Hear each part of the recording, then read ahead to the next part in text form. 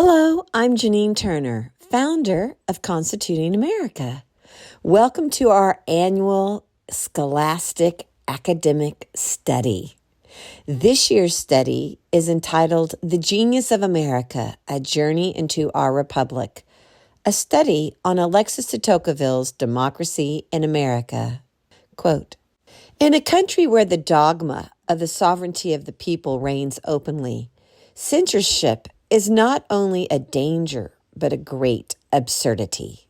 End quote. Alexis De Tocqueville.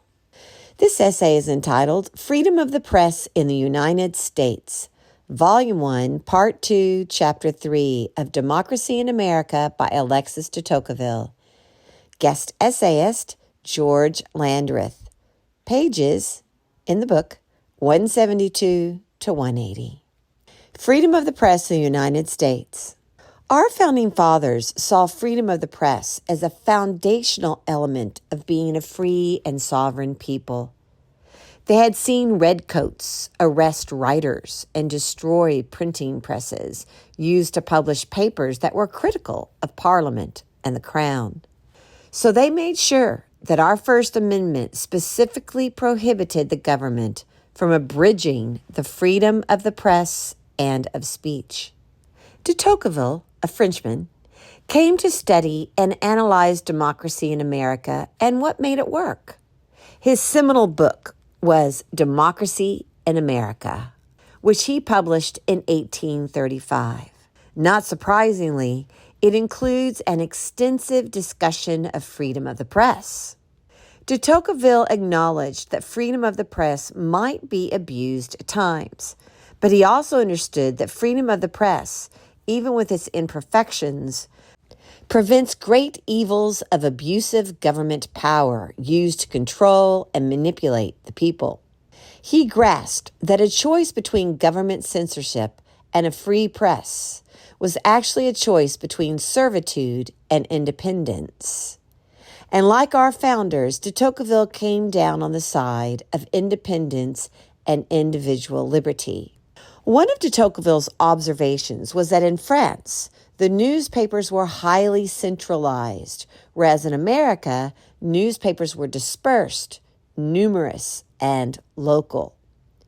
In America, nearly anyone could start their own newspaper or publication and could argue for the proposals or solutions that he or she thought best.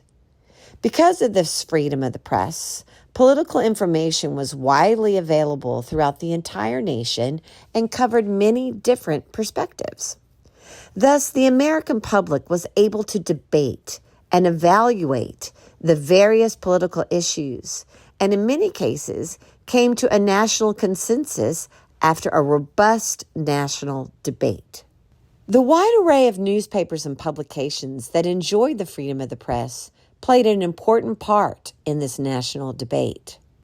Among a free and sovereign people, determining what is true is our job, and we need a full spectrum of information and a robust debate to help us determine what is truth versus what is misinformation.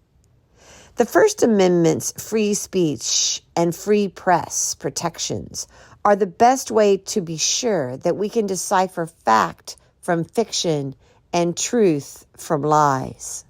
Censorship has proven over hundreds of years to be a poor method for arriving at truth. Our founders believed this, and interestingly, de Tocqueville came to a similar conclusion. A brief review or comparison of societies across the globe throughout history reveals a great deal.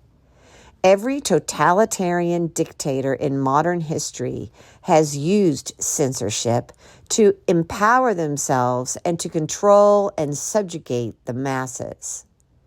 No dictator in modern history has protected the right of his political adversaries to express their views. Instead, the expression of dissent is seen as an act of treason, and merely disagreeing with those in power can result in punishment. As an inspired break from this trend of using censorship to control the masses, our founders guaranteed that we could express our dissent, and we could even peaceably assemble with the express purpose of stating our disagreement with the government's actions. Both our founders and de Tocqueville wisely understood that we cannot hope to be a free and prosperous people if freedom of speech and the press is only allowed if the content is approved of by those in positions of government power. And we should never base our approval on the concept of a free press on whether we agree with the content. I am confronted regularly with ideas and content that I believe to be wrong-headed. But its value is that it facilitates a robust public debate, and that debate is an important foundational element of our nation's freedom and strength. Even if I strongly disagree with the writer's perspective, the answer is to honestly and fairly critique their argument and explain its errors and provide a better option. But it isn't helpful to seek to silence them simply because we believe them to be wrong. Another Frenchman, Voltaire, was quoted by his biographer, Evelyn Beatrice Hall, as having said, quote, "I disapprove of what you say, but I will defend to the death your right to say it," end quote. This is very much in line with the views of our founders and de Tocqueville. If we believe in freedom of the press only for those with whom we agree, then we don't really believe in freedom of the press. Freedom of the press plays a fundamental role in a self-governing society where the people enjoy freedom. If we allow freedom of speech or press to be eroded, the foundations of our liberty will be eroded. So being freedom of the press is simply being for American foundations of liberty and against government with totalitarian instincts. We can thank de Tocqueville for his keen powers of observation and analysis in democracy in America. This essay was written by George Landrith. George Landrith is president of Frontiers of Freedom Institute.